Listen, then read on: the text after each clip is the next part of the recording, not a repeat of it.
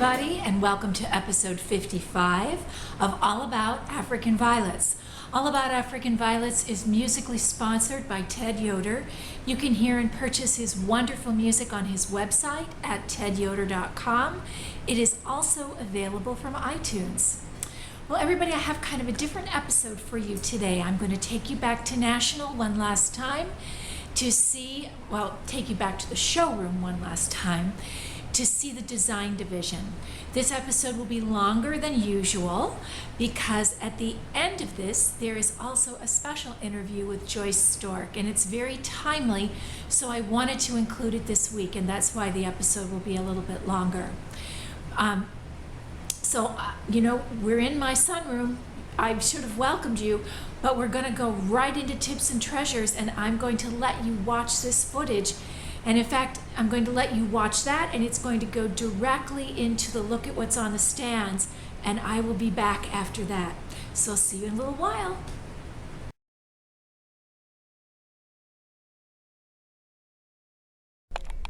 Guys, I've got a few minutes left, and I'm going to try to walk you through at least part of the design division.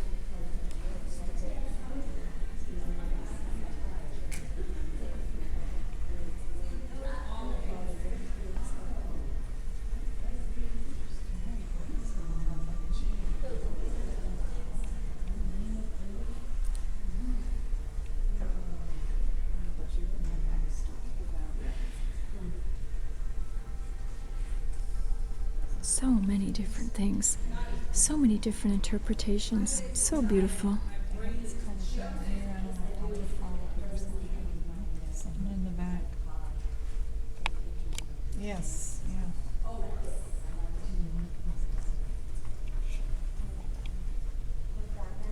This is very interesting.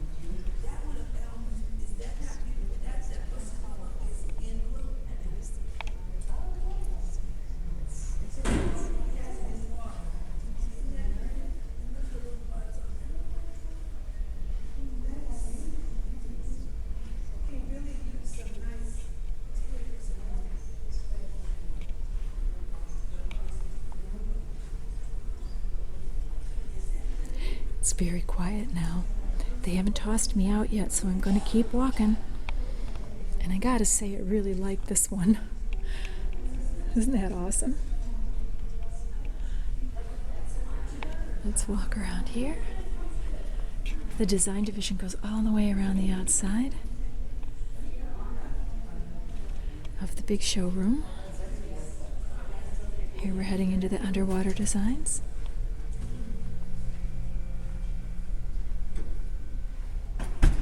And kinetic designs, mobiles.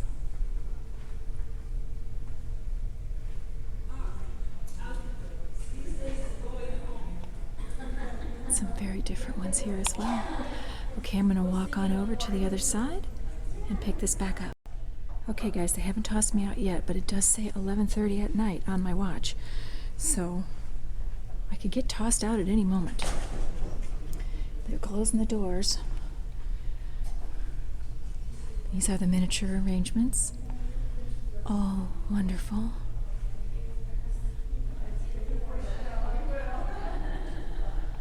Cowboy boots. This is the pave class. It wasn't judged, but beautiful pave designs. Here we go with terrariums. Really wonderful. And dish gardens.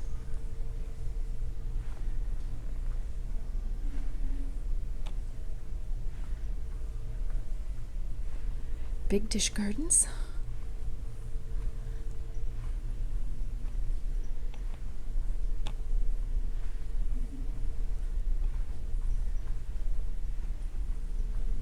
And natural gardens. Guys, this is the best design in the show right here. And also the best container garden. All right. All right, I gotta run out the door before they lock me in here. I'll be back.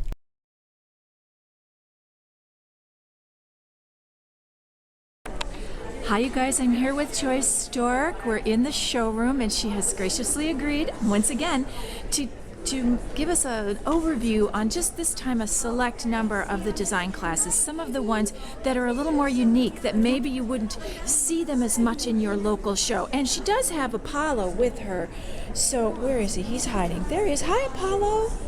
And so everyone does want to stop and talk to him, so you may hear that.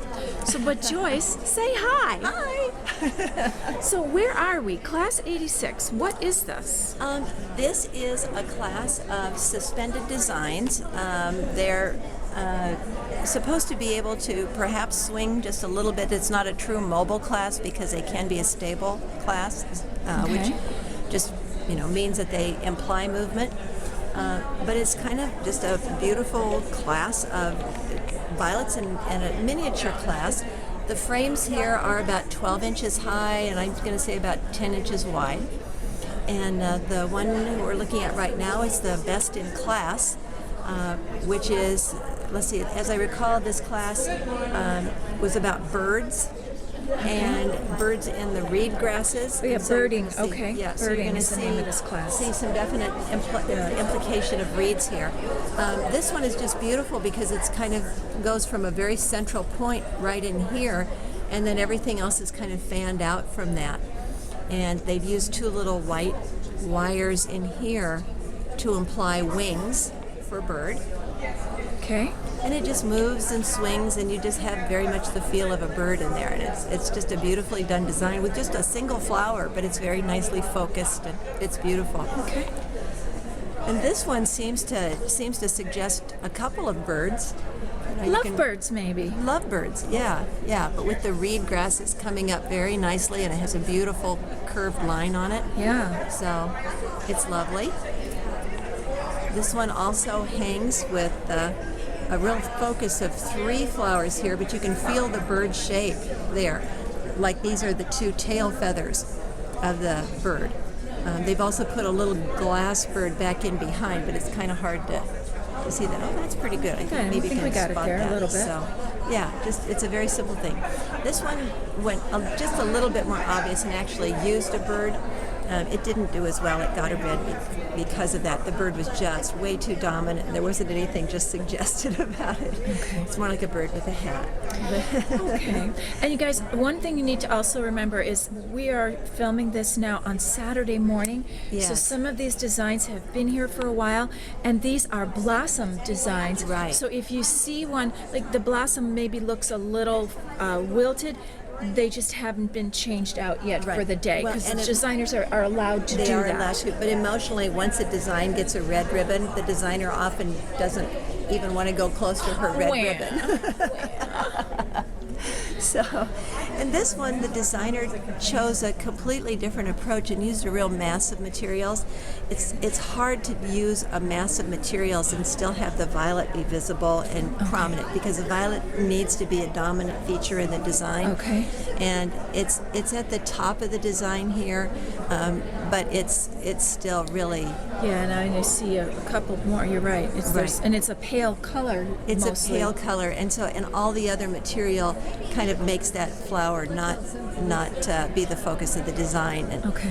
the space is a little too full.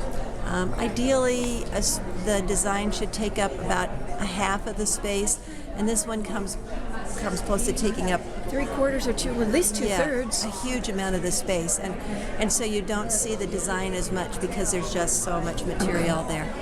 So that hurt them. But Okay. All right, we're going to move on now. Okay, you guys, we're at what is called a mirror design, and I don't know if I can if you can see, let me show over. here. Okay. It looks like a mirror until you realize my finger is in the back. Okay. There's a design So here. there's a design in front, And the design here. and then there is a mirror image of it behind the frame, you guys. yeah. And So this is something I've never seen before, and Joyce is going to explain this one to us. they're done remarkably well because you have to make it look like it's being reflected in the design in the mirror. And this one, you stand back, and from all angles, these all look so much like it's just there. Now there's one here where the flower fell off, so that one that you've lost the image. So then, and so here's something now I just noticed, you guys. Look at this one. Here's the blossom in the front and a blossom in the front. But if I wiggle around there There's a is flower a back there. blossom in the back. So that And- it is And the same thing, there's a blossom back there in the that's back facing the of wall. that one. Yeah. Okay. Yeah. All right. Where do you want to start, isn't Joyce? that This fun? is very cool. These are all blue I've ribbons. never seen this before. These are all blue ribbons, so they were all very well done. This one chose to use a lot of material and fern and so on in it. And often in African violet design, the judges will reward you for using less material rather than more, just because the space gets a little complicated with so much material. But they did it very successfully. When you've got that much material and you can still make that mirror image convincing, it's really nice. Well, and cowboy boots were a popular choice for this. We're here in Texas. They were, yep. And the title of the class is Boot Scootin'. So logical that we would see a lot of boots A lot of here. boots, okay. So this one is the one that's best in class, and very, very simple, clean design. They've done a pretty good job with their mirror image. It's not absolutely perfect. It surprises me, although this particular one, that's not an exact match to that, but the judges still liked it a lot. And I think maybe it's because that boot had lavender in it and it really comes together. This one got a blue ribbon. It doesn't carry on the boot scooting as much. You don't see that as much in that. But it's a very rhythmic design that gives you a real sense of movement and the dance kind of feel. So Okay. I think that's how they're doing it. And this particular design has a very strong, beautiful line in it. They didn't use, the flowers are not exactly the same there. But it That might have one been is- the one that's that one is tipped off. Okay. But it's always a trick in this mirror image one that a lot of people want to see this and then they want to see that. And so if you use a different one there and reflect a different one there, the image doesn't, somehow it just, your brain doesn't quite take it in as well. So probably didn't succeed as well. And this one is really, really nice. The designer made just a little error here. There's no other green plant material, and the AVSA handbook says that a design is with African violets and other green plant material. Okay. And so they don't have any other. They probably just deducted a few points on that for it. But isn't that fun? They're all really It's just, awesome. and it's fun if you stand back a little bit, Annie, and take a picture from either angle. You're going to see that mirror image no matter where you're standing. Okay. Which I just think is really fun. Well, go talk to Meredith, and I'll do that. So, guys, check this out. So here I am. So if I'm from here, you can look this way, and you see that mirror image. And as I walk down, and then if you look at it this way, you still see the mirror image. I mean, it's really very cool. Okay, we're going to go to the next class. Okay. Okay, well, this was one of the most difficult classes in the show to judge because they had a funny thing that happened in the schedule. And that is when they wrote the schedule, they made the depth of the schedule be the depth of the wings. And so it was only 8 inches deep was all the designers were supposed to use.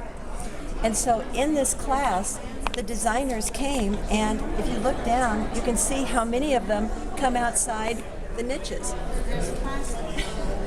Oh, well then I have a question because all the rest of them did come outside the niches and they were all judged, but this one wasn't judged. Why was this one not judged? Well, what we had to decide was what are we going to forgive and what are we just going to deduct points for. Okay. And so because it was not in conformance with the schedule, if the design exceeded the niche, we felt like we couldn't consider it. So this orange one really exceeds the space, and even this plant material is well out beyond. Okay, yeah, guys, see, if you look at it from the side, you can see how far it does extend outside the niche. And there's Okay. lots of other problems with this design, but coming outside the niche just made it so it couldn't be judged, it couldn't be Okay. considered. This one, the underlay comes out, but the actual base of the design is out beyond. Oh, it's just a little, but it is. Like Right. we can see it when you Right, get and so okay, and when look you at it. put an underlay like that on top of another underlay, this becomes part of the design. I see. And so once again, we decided that one couldn't be considered. Okay. This one stays back within the confine of the design, and the theme of this class is county fair. And so Okay. you can really feel county fair there. It's like you're, gone to the domestics booth and you've gone to the agricultural booth, and look at, there's eggs. I know. Isn't that fun? There's eggs and grain. It just feels like county fair from beginning to end, and it's just a beautiful little design. Well, and this one is the best in class. It is. It is. So It is. I like it, and I like how they did the doily on the back. It just is the right amount. it is. It is, and it's right behind the violets, so it really focuses the violets. Okay. In a neat way. Guys, it is. I'm kind of looking down at it, so if you get down and look at it this way, you can see that it is right behind there. Yeah. So it's really cool. This is a design where the designer chose to use almost a florist type arrangement, and they built a nice line in it, but they put it on a stack of canning jars. It kind of like that, though. It's Isn't kind it of fun? cool. It's so different. It is. It's completely different, and so it was really an interesting design. Unfortunately, the violet is not as dominant as it really must be in an African violet design. That's true, because even looking here in the camera, you see it's like a dianthus and the roses and the carnation over here. Exactly. Those are the brighter colors Exactly. that really are what come out. Yeah, they Okay. really do. And the background quilt, while that's very county fair feeling, competes even more, and so you get there's a few issues going So a on. little too busy with the A background? little too busy. The other thing is as we Sorry, looked guys. at it, the design itself is up really high in the space, and we wished it could have been focused because your eye goes to this jar.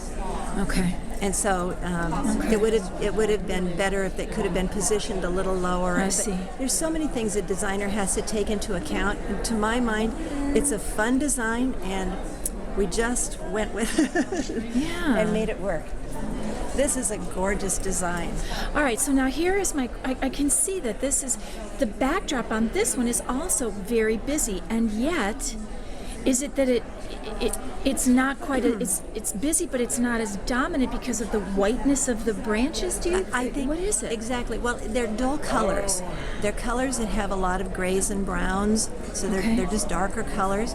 And the designer really brilliantly chose a container that picked up on the lighter tones, Okay.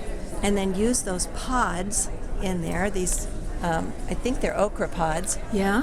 and those are stained to match the quilt, so it just works beautifully with that. And the quilt is what really makes it county fair. You wouldn't see county fair without the quilt. Right, right. It's very subtly done.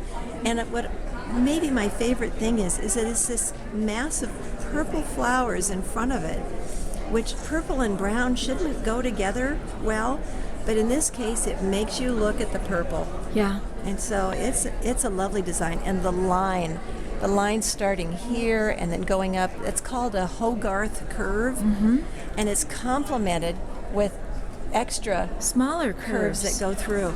It's almost has an origami line to it, where you can Uh-huh. find the different levels in origami with the heaven, the earth, and so on. Okay. Those platforms. I don't know as much about origami as I should. I've certainly not studied it, but it has that origami feel to Cool. it. It's just a beautifully done design. Okay. So it's fun. All right, we've got one more class we want. At least One one more more, class. right? Yeah, Okay, one more. guys, here we go. One more. You guys, we're about to have a very interesting discussion, Joyce and I, and we decided to let you guys eavesdrop on us. This class is called Energy. And we're looking, we're looking here. This is a little bit dark. I'm hoping that might lighten up a Maybe little. if you go down to and maybe shoot this So way. here, this is the best in class design. And I said that I like this design better than the best in class. And then I said, well, there's maybe one thing I would change on this, and that would be on the and now you guys have to remember, I'm not a very good designer, so this is just kind of what I like. But on this one, I would say if the curlicues had been like 1, 2, 3, kind of, and curving up somehow this way and out, that would have made that better. But I just like the whole look of this. I like the little purple flowers they used. I like the little sparkly black clear chiffon ribbon. And I really like that. I think that's really cool. So now tell me what I'm not seeing. Well, Annie, what you are is I like that kind of judge on the design. Please qualify that. Yes, thank you. And so what I want you to see is that it's about point scoring and finding where the points are. So in the points, there are 40 points for design. Okay. And in design, you have to consider this way they have used the space that they have, Okay. the way they, if they have rhythm, how the color is, if there is contrast, all of those elements go into it. And then you look at how does it interpret the schedule, Okay. and what is the condition of the materials, and there's all of those facts that go in. So as we're looking at this one, you're right about some of the things that you're seeing. But we're not going to remake the design. We're going to take it the way it is. And with this, we're getting an explosion. And the class is energy. So I'm not against that particular style. Okay. But it lacks a little bit of transitional material because your eye sometimes struggles with having a boom here and a fireworks there. Okay. And a lot of times your eye wants more transition. And it may very well have been that's one of the things the judges liked. This one is also a bit static because it does this very round design with the feathery materials around it. And it would be good for everyone to know this is a plant arrangement class. The ones we looked at before were blossom arrangements. Yeah. So they had to use a plant in the middle, and it necessarily already goes a little bit fat because you've got a whole plant you've got to get in there. Okay. So, but they've kind of emphasized that part of it, and they've done it very well. It's a nice design. But now let's look at the one that was best in class, and you'll see some of the things they did. The plant is losing condition. They have to take the plant out of the pot and enclose it in plastic. They can't leave it in the pot, so the plants are not entirely happy once that's happened. Okay.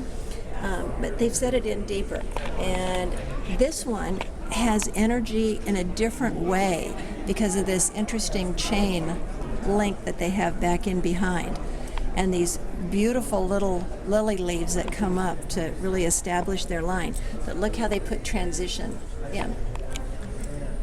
Okay, so they had... So these are transitional things that take you from the flower up to the top point. And it gives it a little bit more rhythm. Okay. And so, with all things even, I would probably have chosen this one also. Okay. Although I have to tell you, the one that grabs me over and over is I this. know, I really like this one too. I know. Oh, here I go. See, you just heard me. I really like this one too. Yeah, it has appeal. And when you like it, there has to be a reason why you like it. So then a good judge would say, where are the points? What is the thing that the designer did that is making me like it so much? One thing this designer did was they didn't use any other plant material. And a definition of a design is that it must have some other plant material. That's just in the definition. It's African violets and other plant material. Okay. So they made that little error here, and you have to deduct some points for it. The schedule said other plant material permitted, so it wasn't that they violated the schedule this time. Okay. But it wasn't quite in agreement with the handbook. But this cool one those just, feathers are. it's the energy of a peacock, maybe in full plume. The energy of a male Yeah. quarter. So, and they've done some nice things with other feathers there in order to bring out a little transition there too. And that little violet is just adorable in there. It's just a fun little design that really focuses. It's a fun one. Well, okay, you guys, hang on. I'll be right back. All right, you guys, we're here, and I think this is very cool because this is the best design in the show, and it's a natural garden, which doesn't happen all that often. And so, Joyce, talk to us about this. Well, a good natural garden has to start with a spectacular container because it has to be completely natural, found in nature. If you have glued things together to make the wood more interesting, it has to be No, that's a no-no. subtle that nobody can ever see that it happened. And this piece of wood is just gnarled, and it has an animal shape to it, and it's just just an incredible class. And it's called Wild Cavern is what the name is. And that is the name of the class. Well, so and there's the cavern you right can feel there. the caverns in there. And then the plant material that's been planted in this, in any little pocket, they've planted material. And it's just, your eye just searches it and finds so many interesting little things that are going on. Tiny little miniature ivies. There's tiny little miniature ferns. I don't even know what that one is. Well, that's rare because you know what everything is. It is. Oh, it's a ficus. It's a ficus. It's a baby tiny ficus? little ficus. Okay, that makes sense. And then this tree that's is actually an Aurelia. And the proportions of it, you just feel like you're in nature, and you just step in and can have to search that. It's brilliantly done and very lightly done. Nothing in this seems forced. Sometimes when you look at natural gardens, you'll see kind of a forced feeling to it that the grower was clearly kind of pushing as much material in as they could. Okay. This one doesn't feel that. It just feels like stuff just took off and started growing in this incredibly beautiful, satisfying way. And the exhibitor on this one was Suzanne Roberts from Dallas, Texas. I don't know Suzanne, but she is definitely skilled. A remarkable beautiful. thing. Yeah. Well, Joyce, thank you so much for spending this time and taking us through the design division. And thanks for bringing Apollo with. Hey, Apollo, say hi to the podcast. Say hi. Hi. See you later. See ya.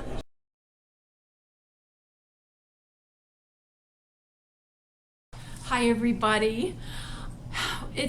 Convention is actually starting to wind down, which is why I think I look as tired as I think I look. Yeah. I didn't get enough sleep. But I'm here with Joyce Stork, who has graciously consented, because I always twist her arm, to sit down and talk to us. And I just thought we'd have a little conversation, and maybe and Apollo's here if you hear him kind of making Apollo noises. That's what's going on there. And we thought maybe talk a little about convention and talk about stuff that's coming in the new year and things that are happening. And so, start talking. Well, while you talk, I keep talking. Keep talking. Because you're going to want to talk about this. It turns out I'm taking over the show. I'm the new host. It has been such a good convention. Such an I'm exciting back. convention. I know you missed me. Oh, I'm glad you brought that. That's what I went to get. I thought you'd like to talk about This it. was a really exciting convention for us because we obviously wrote the book years ago. You Can Grow African Violets. And at this convention, Vladimir Kalgan from Russia brought us this book, which is the cover of our book. And it says, "You Can Grow African Violets." If you could read Russian, because it's a translation. And the cool thing is color pictures. Because when Vladimir did this translation, and it took him 3 whole years, he added color pictures because the Russian publishers work a little different. And when you self-publish there, Vladimir has the kind of control over the book that he could add color pictures, which we couldn't do with our book here. So, I mean, we can't read it because neither of us can read Russian, but it's a pretty cool thing. pretty And cool. I'm very happy to have a copy, so thank you very much. Add it to my shelf. That was really a fun Yeah. thing. And it's been a great convention. The show is 1,000 More than 1,000 exhibits. 1,040 exhibits, Yeah. I think I heard. I mean, it's just phenomenal. Spectacular Phenomenal. show. And a really balanced show with standards and miniatures and semi-miniatures, trailers, species, gesnerias, huge number of designs. It was phenomenal how balanced the show was. And just about everything you wanted to learn about African violets, you could learn in that show because there were so many examples of different great plants to grow. I agree. I mean, it is phenomenal, you guys. When I think you will have probably already seen the footage that I was able to capture of it, and hopefully, I think by the time you see us talking, you'll probably have already seen that. But it was huge, just huge. I mean, I couldn't stop to show you every single plant, or it would have taken hours, which just means that you really should start planning now for Tennessee, That's right. for next year, for Nashville. 24. Yeah. Nashville? Nashville. Nashville. Mhm. Nashville in Tennessee. Yeah. I can always go Nashville, Memphis, Nashville. Which one is it? It's Nashville. It's Music City. We're going to be just really close into all of that, and also to the Optimara greenhouses next year. That's going to be So exciting. it'll be for a fabulous tour to see how this major, world-famous commercial greenhouse produces African violets. Mhm. And it's just kind of stunning to watch the way they just mass produce the whole process of growing African violets. And, I am looking yeah, forward it's- to it it's very a much. spectacular thing. And I think, that's one of the things, maybe for some people, like, why would convention be such a big part of the African violet experience? But it's because the national show is like the grandest experience of all. It really is. I think back to the first time I went, and it was just unbelievable. It's really hard to describe, you guys, until you experience it yourself. And then once you experience it, you want to come every year that it's possible for you to come. There are some people who have come every year for 40 years. Mm-hmm. I mean, obviously I've missed my share for a variety of reasons, How work. many and- conventions have you been at? well, it says 10, Oh. but you know what? I don't think I've actually been at 10. I was Have you? trying to think Really? back. Like maybe I asked because I couldn't remember, and so I asked Jenny in the office, if she knew how many, could she just stick it on there for me? But I mean, I know I was in Chicago, and I know I was in Washington, D.C., Mhm. and I know I was in Baton Rouge, Mhm. and I know that I missed Arizona. Was it Tucson or Phoenix? Reno. No, not Reno. No, that's in California. That's in We Nevada. are tired. It's in Nevada. Oh, we're really tired. I was thinking of Lake Tahoe, which is in between. I'm sorry. Duh. It's like half in California and half in Nevada. Oh my gosh. We're really tired. We are. You guys were tired. I've been to 30 conventions. And I'm really proud of my badge because at the conventions, they put on how many conventions you've attended, and then you get these different ribbons for the different things you've done. Well, I only have 3, and I only have the red one because I was an exhibitor this year. But I have a senior judge, and I'm a lifetime member. I didn't get an exhibit ribbon. I could have had one more ribbon. Did you exhibit? I did that one pavé. Oh, that's right. You should have had an exhibitor. Yeah, I ribbon. should have, but whatever. But yeah, there's just all different things that you do, and you get the credit, and it's kind of like whoever has the most ribbons when they die. Whoop! Oh my gosh. Oh. Well, you kind of mentioned some things to me about plans and things for the next year before we Yeah. get to convention, and I think you kind of wanted to talk a little about that, Well, I and wanted to I'd talk- love for you to talk about it. I wanted to talk a little bit for people that are podcast viewers who are already Mhm. AVSA members. That there's some interesting things happening with membership. AVSA is going to launch more internet presence with trying to develop membership. And podcast has been incredibly helpful this year Yay. in building AVSA Yay. membership because You guys brand are new growers, great. brand new growers are finding it through this particular media. Mhm. But there's others going on Facebook. I found the Facebook page AV Nerds, or African Violet Nerds, which is kind of an offspring of the AVSA Facebook page. Mhm. And it is just so exciting. It's like being in a club and chatting, and there are almost 1,000 members in that group now. Mhm. People that have joined just that page and exchange information and share pictures and ask questions and get answers, and it's very positive and upbeat, and we're trying to build more and more of that. Mhm. Because I think people generally they come and find a site like that because they want to learn, which is I'm sure why Mhm. people come, and then you stay because you found a friend. which I think on the podcast happens. I think everybody feels like you're their friend. I hope so. And they're seeing me so often, maybe you feel I like know, I'm they're your friend too. And it's been wonderful. I've met some of you this weekend and it's just been just great. I've so enjoyed it. Those of you who have introduced yourselves to me, it has been, it really fills my heart with joy. Yeah. It's like, wow, this is so great. Yeah. And I think, when people leave, oftentimes they leave because there was a conflict or a problem. There's no fighting in podcasts. Not in mine. Yeah. No there's- fighting here. There's always business and politics and things that go on in a big organization, but for the most part, on social media, you can just be friends and have fun. Yeah. And it's joy. It's Yeah. a joy. So, and it's still a great reason to belong to AVSA because without AVSA, we couldn't support this whole show structure so that you could ever bring everybody together and share their plans and have them judged. We need that. And the magazine is wonderful too. Yeah, we talk a lot about the magazine Yeah. here on the podcast. I know you know because it's that. a wonderful resource. It is. It's a great benefit of membership in the AVSA.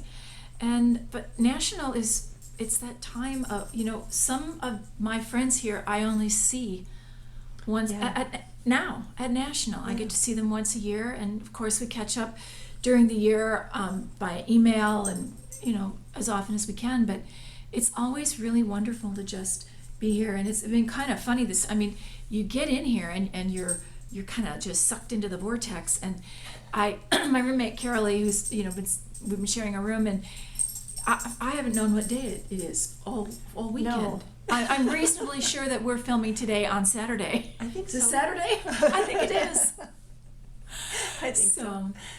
Well, the convention is just it's a real treat. Yeah, And I agree. as much as possible, if you can ever come, convention is just incredible. Well, so think about it for next year if you can do it. You never know. You might have a wonderful time. I say might, but because I can't imagine that you wouldn't. But Maybe if you had the flu and stayed in your room. well, I missed Denver because I had You were sick. I had an Asthma. asthma attack. It was really the worst one I ever had. It was bad. Yeah. It was bad. They wouldn't let me get on the plane. Or they said, you better not get on the plane. So I didn't go. I didn't go that year. But I'm here this year, and it's just been so wonderful. And this is probably the biggest convention show I've personally ever seen. You may have seen I think others that were larger. I think but the Minnesota convention, which has been in the last 10 years, might have been slightly bigger, but it was very comparable. So, do you want to come up, Apollo? Come up, say hi. Say hi. Say hi. Say hi to everybody, Apollo. Ooh. Look right there. Yes. Yes. He's the violet dog. He has been hanging out, and he's really quite well behaved, you guys. He's really a good boy. He's been he just laid snoring down at the presentation. He did. He fell asleep during presentation, and he snores really loudly. It was pretty funny. Well, I want to thank you for sitting down. Thank you. Taking a little time out of our day today. Yeah, This is it's kinda great. This is great. You guys, I'll be back in a minute. Deal.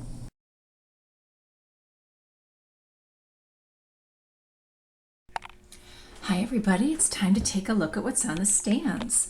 And I thought we'd start with Blueberry Sprite because it is looking a little bit more like itself. It's still not the deep purpley blue that it was initially, but it's not pink anymore. So that's good news. Here's Optimara, little Wichita girl, trying to bloom. And have a bloom coming right there on Chiffon Masquerade. Second shelf, looking, like a second shelf. And third shelf. And I do believe that Buckeye celebrity status is blooming true, so I'm happy about that. Let's go take a look in the basement. Well, here are my two plants of moonrays. They're looking good. And everybody else just kind of hanging out. Baby Brian wants to bloom. I washed the fertilizer salts off the center. You can see where the leaves were kind of icked up on this one. This is Strawberry Fields.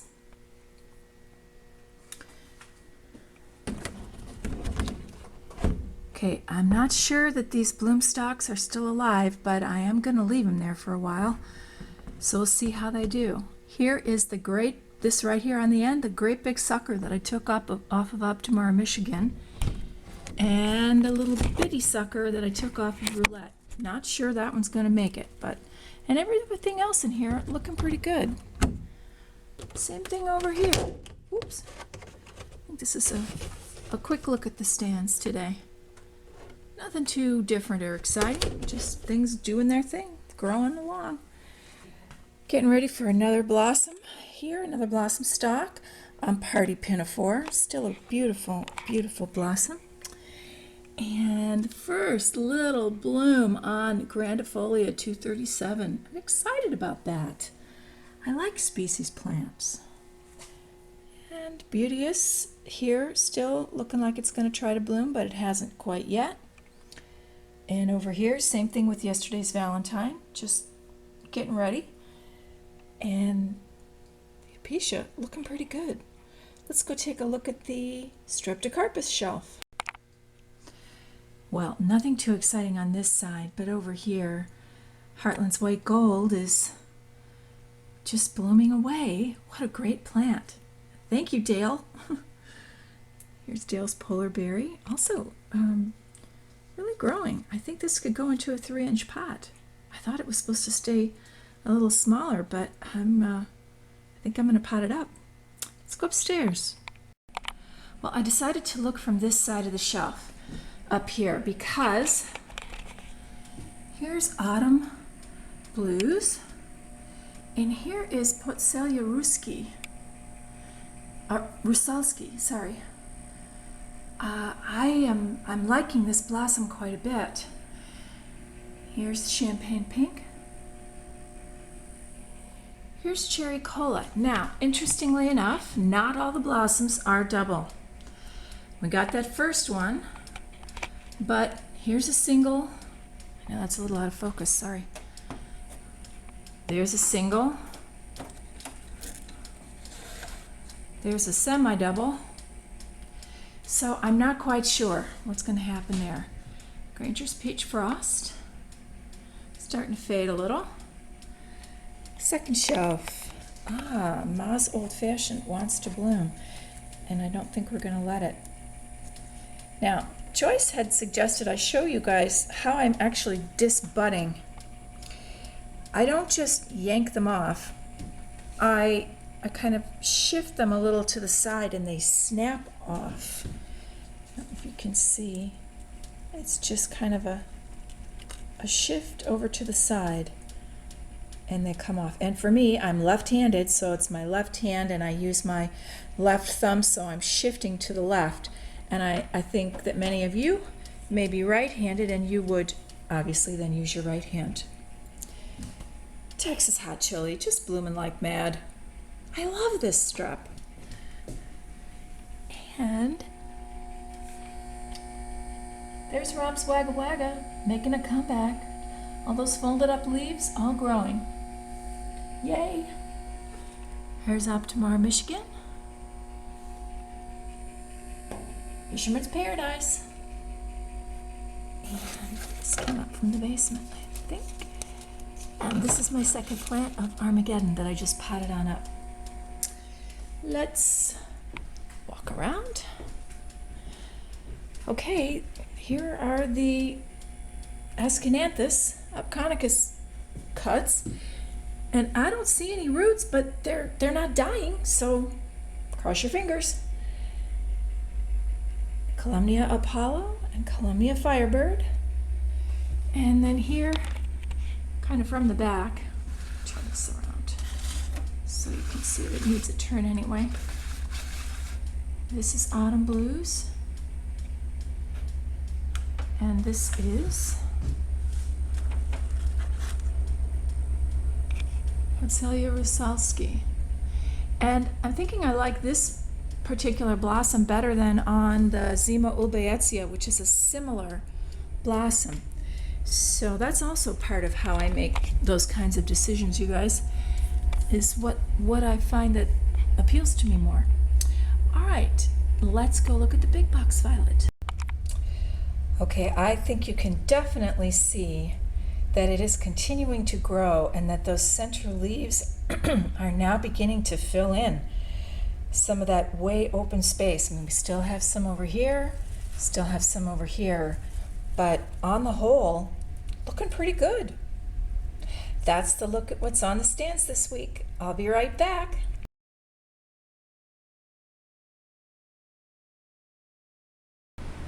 So, whew, how about it? For once, I'm not the talking head this week. I was so happy to show you the design division, and it was late at night. I think you could tell because my camera was kind of wobbly as I was walking along. I was really tired.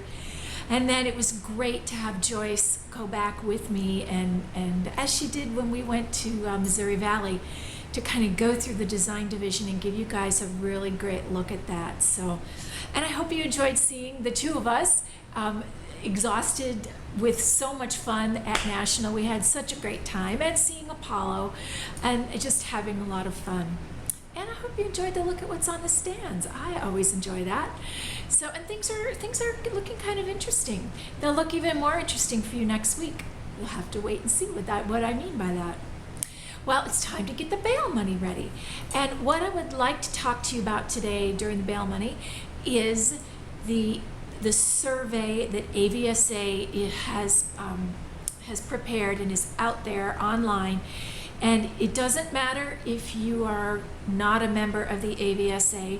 If you grow African violets, the AVSA would really like you to take the survey. So I will put a link to the survey on the webpage for the podcast. I have also already put the link on our Facebook page. So if you have not already taken the survey, I really encourage you to do it. It's short, it doesn't take very much time, and you can please be very upfront, be very honest, share your comments. It will be so helpful to the Membership and Promotions Committee. Joyce is the new chair of the Membership and Promotions Committee. I think many of you already know that. But it will be very helpful to her and to the AVSA in general as they look to the future. So please do it, all right? Well, you guys, I want to show you this because this is the Russian copy of You Can Grow African Violets. Here it is in English, and here it is in Russian. So you'll recognize the cover, but unless you read Russian, you won't be able to read it. But what is so amazing and wonderful are these color photos that are not in the US edition. And the way the publishing service, is able to work in Russia, the way they did this, they were able to add all these great photos. And I'm just trying to find a few more for you here really quickly. There's some pots, all kinds of stuff. I think you guys know that I have plenty of books in languages that I cannot read that are full of photographs because sometimes you just want to see the pictures. And this is just so very exciting. Can you imagine that you wrote a book and then it got translated into Russian? I mean, it's just thrilling. So I wanted to just show that to you. So it's time to keep moving forward. Thank you for bearing with me in this very, very long episode, and I hope that you enjoyed it. I hope that your days will be filled with all the things you love. Good growing. I'll see you next time.